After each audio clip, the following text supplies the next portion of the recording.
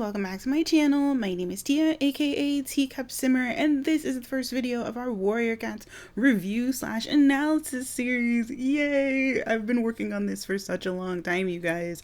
So I thought it would be a really good idea to reread the original Warrior Cats books, just to kind of get more ideas for our Sims 3 Warrior Cats challenge, to get more acquainted with the type of world we're working within. And since I'm a YouTuber, I thought it would also be really cool to kind of go through it with you guys and kind of show you what my thought process is and basically review slash analyze the books as we go through them. Now I'm starting with arc 1, so I'm starting with Into the Wild and working my way to the current series. So now, right now at least, there are 35 main series books if you include Dawn of the Clans, and this doesn't even include the mangas, the novellas, or the super editions.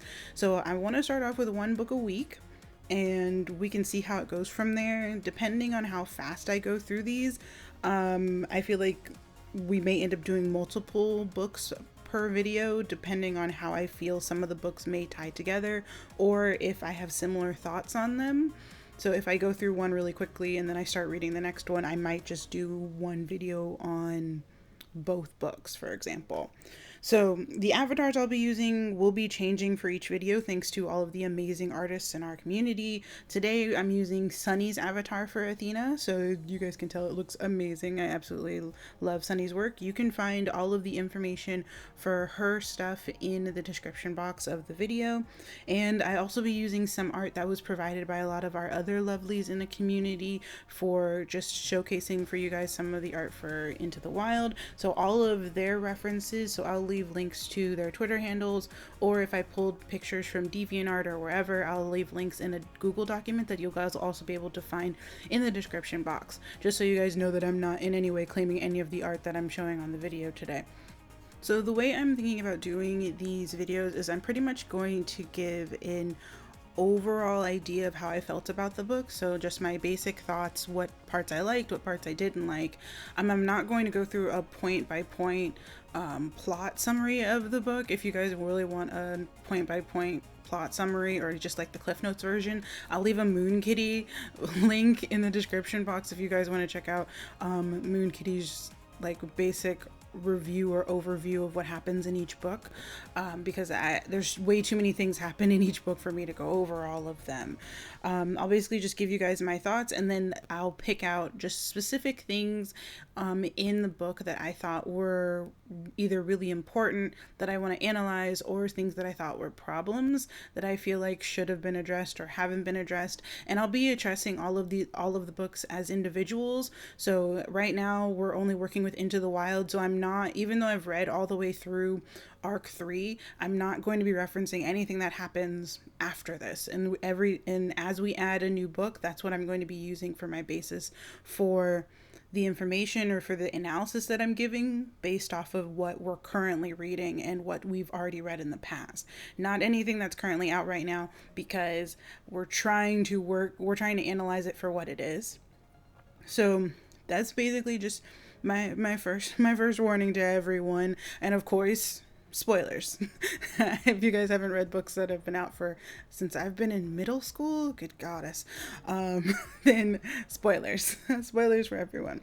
So basically, the recap for Into the Wild, Into the Wild follows the adventures of a young kitten named Rusty as he is introduced to the new world of wild cats. Rusty is a normal house cat who dreams of eating mice when he unexpectedly gets introduced to the world of warrior cats, clans of cats that fight to survive in the forest. They protect their borders and look out for each other while following the warrior code.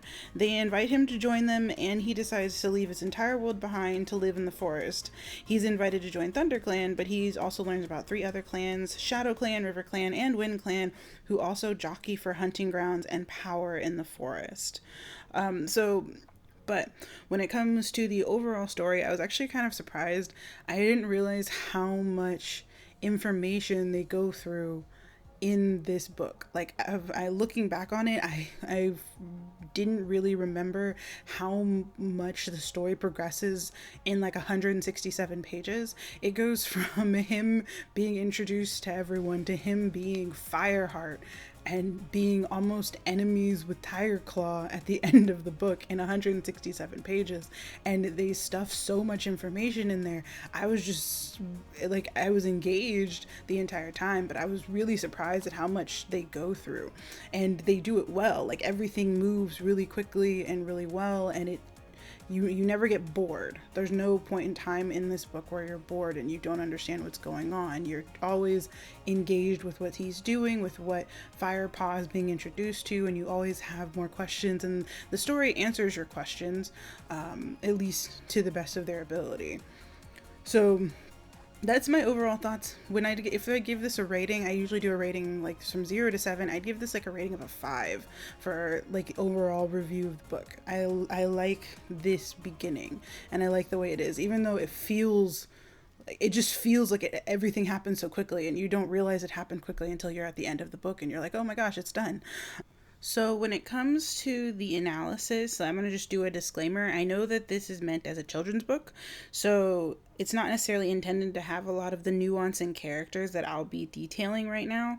So understand that this is from the perspective of someone who read the books when I was really young, and now I'm kind of coming at them again with a slightly different look to them. I liked them before. I still like them now, but I'm looking at them with a more critical lens. So because this is the first book, I wanted to focus on the major parts of the story that I found Into the Wild both excelled at and lacked in certain instances, which would be character introduction and world building. And so we're going to start off with looking into two major characters, Firepaw and Greypaw. Firepaw, who I feel was underdeveloped before he made the decision to join ThunderClan, and so the reader doesn't have a good understanding of his personality. And Greypaw, who I feel the authors use as a way to circumvent the need to actually organically introduce the audience to the world of the warrior cats. So first, let's just look into the idea of characters. So characters are normally what drive a story, and the audience's intimate understanding of a character and their motivations, personality, and their goals are what can make a story really engaging. My problem with Into the Wild is that I don't feel particularly invested in Rusty as a character in the beginning. He's a blank slate that the audience is introduced to from the beginning, and we're supposed to kind of understand the world through his eyes. And everything about his interactions with his current environment, based on the way that the author wrote it, hints at him being restless and not content with his home life.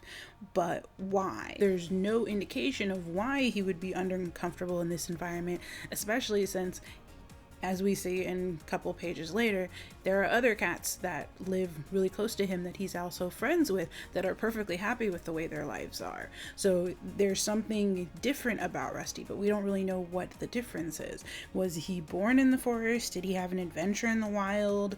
Did he have family who used to live in the wild?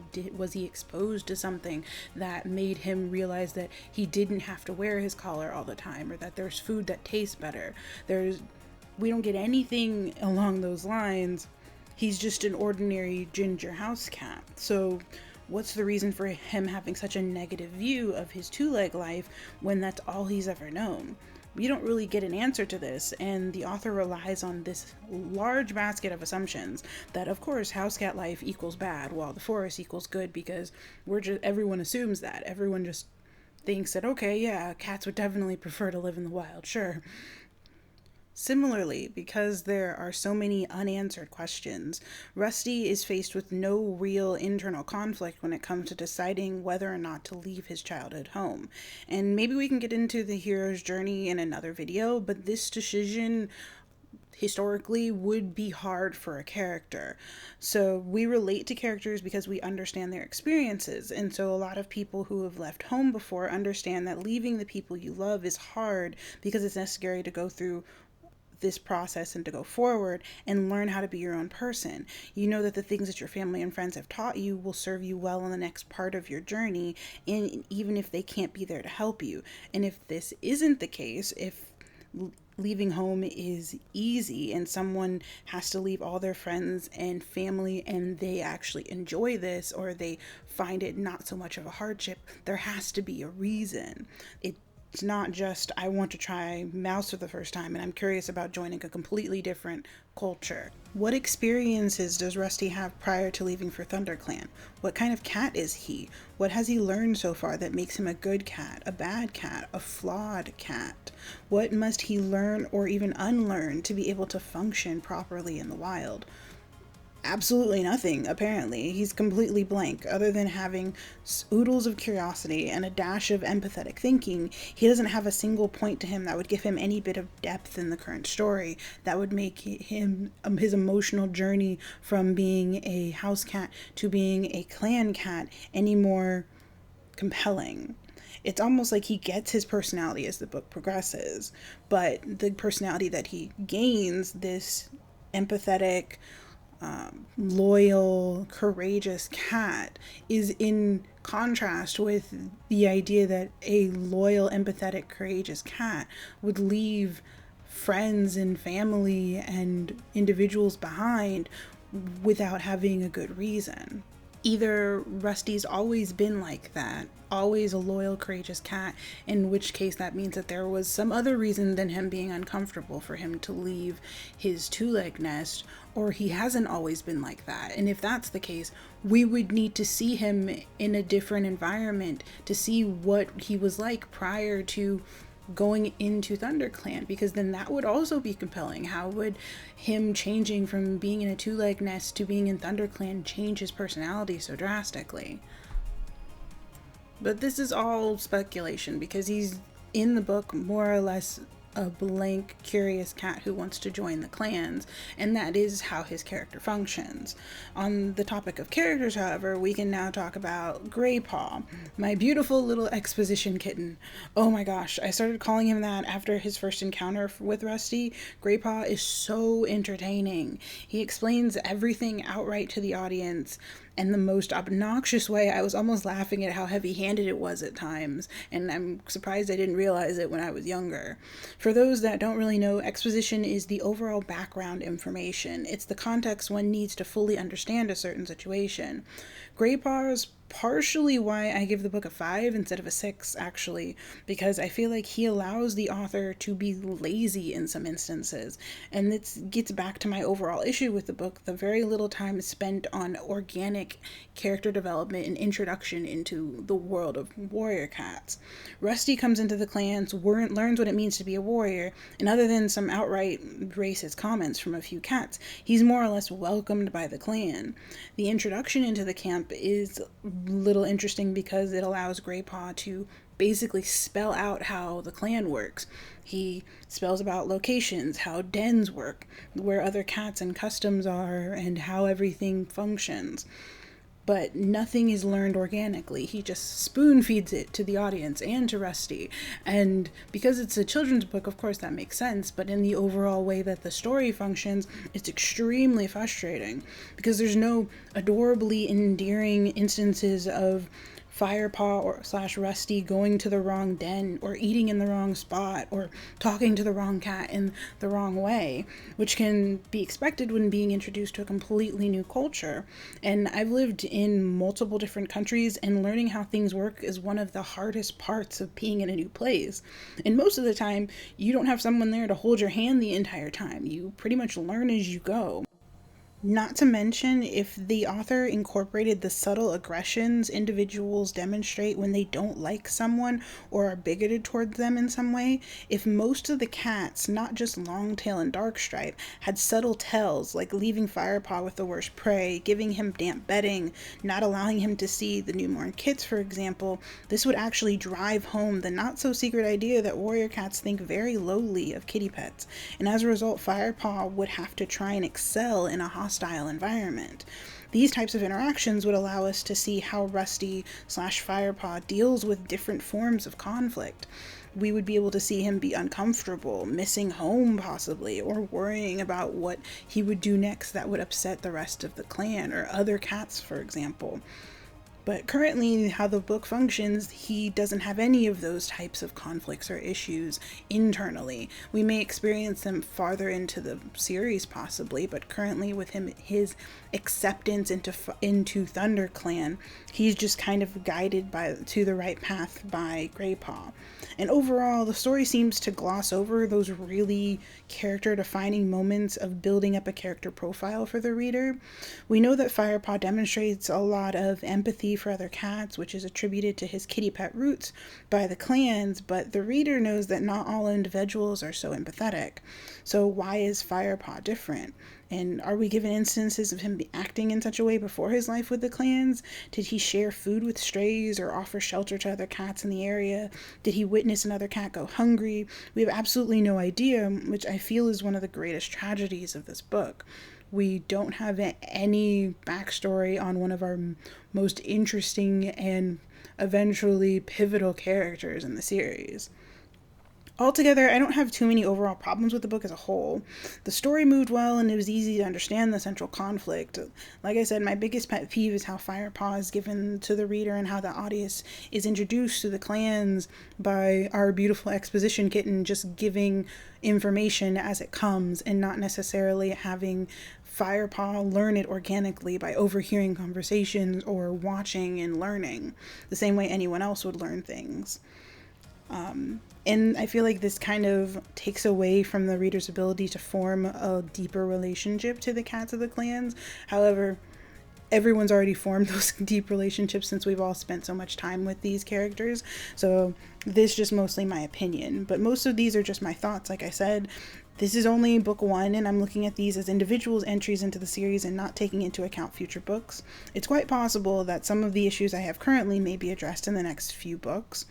I touched on a lot of things in this analysis, and if you guys would like me to go into further detail on a specific topic, please let me know in the comments. And if you guys have issues with anything I've said or you want to discuss them with me, you can always put them down in the comments as well. I'm always open to discussions. Thank you guys so much for sticking around till the end. Let me know if you guys like the format of these reviews or if there's something you guys want me to touch on in the next book that I didn't really get to today. Thanks again to all of the amazing artists who lent me their art for this video. Also, again, special thanks to Sunny for the avatar for Athena, our logo cat. If you'd like to submit art for future videos or have your art featured as an avatar for Athena, please message me on YouTube, Twitter, or over email. All links to all of my other social media are in the description box below. Thank you guys so much for watching. If you enjoyed this video, please leave a like and please subscribe if you really love me, and I will see you guys next time. Bye!